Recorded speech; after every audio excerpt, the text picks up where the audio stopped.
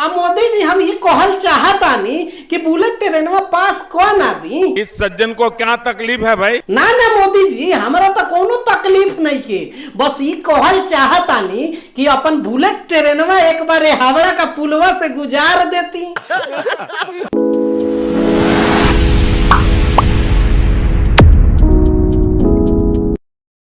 तो का हाल बा भाई लोग, भोजपुरी के गांव नाथपुर नगरी में एक बार फिर से आ गइल बानी। लेकिन क्यों? ठेले खातिर ना उ तो चुसलेटवा के मेहरारू आजकल देवर से दबवावतिया आ भातार से भरवावतिया। तो हम जानल चाहतानी कि कोनो पीला पीली पैदा भइल बा कि ना। आइए देखते हैं, बैठचंद मजा आएगा। अच्छा तो ये बात बा, मतलब कि नैहरे के खिलाड़ी बाड़ू। देखा आपने लापरवाही का नतीजा है। यही से कोही कि ये दीपक भैया धनश्याम जीवा चुसलेटवा के घरे हर हफ्ते काहे आवत रहेलो। गाड़ी स्टार्ट कर।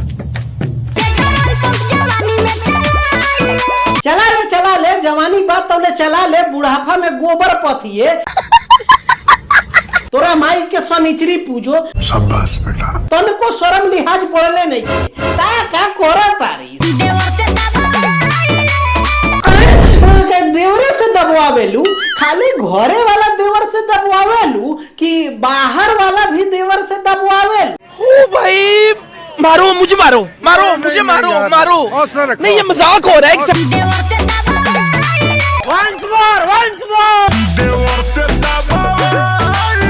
एकर बहिन जो कितना दबवावे के शौक बारे। ऐसे तो नहीं होता है। जब तक फुलौना आवाज ना करे नु तब तक दबवावत रहिए। अब भतार से रुको जरा। भरवावेलू जो तेरे घोड़ा गधा भरवावल जाला। अच्छा एगो बात बतावा कि अभी भर गइल बाड़ू कि ना?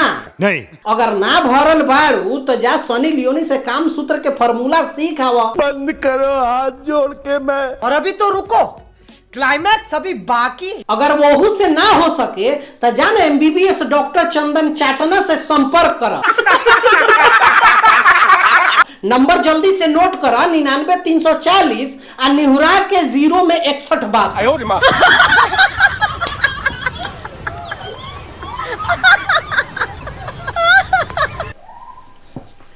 तोनी लोग के का लगा तो भाई लोग जा नीचे कमेंट करके बताओ। तो मिला तो नहीं अगला वीडियो में, लेकिन जाए से पहले लाइक शेयर कमेंट कर लिया लोग। आई पेज पर अगर वीडियो देखा तारा तो पेज के फॉलो कर लिया, YouTube चैनल पर देखा तारा तो चैनल के सब्सक्राइब कर लिया। मिला तो नहीं, बाय बाय, टेक केयर, जय हिंद।